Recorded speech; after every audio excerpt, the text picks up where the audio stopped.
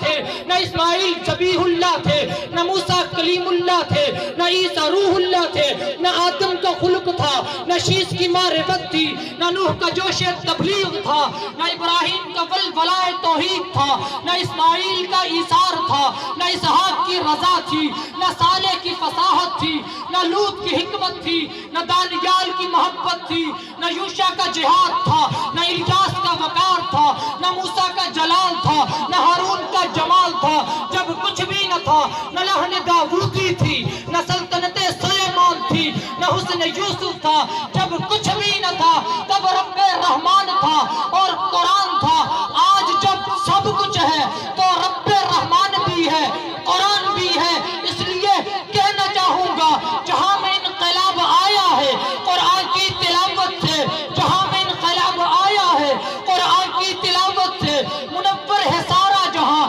قرآن کے نور صداقت سے۔ یہی قرآن محبوب خدا کے دل پہ اترا تھا، ہدایت بن کے اترا تھا، زمانے بھر میں چمکا تھا، ہوا عثمان ذوالنورین کا دل پرضیا اس سے، علی ابن ابی طالب بنے شیر خدا اس سے۔ اسی قرآن نے ہم کو حافظ و قاری بنایا، اسی قرآن نے ہم کو رسول اللہ کے منبر پر بٹھایا۔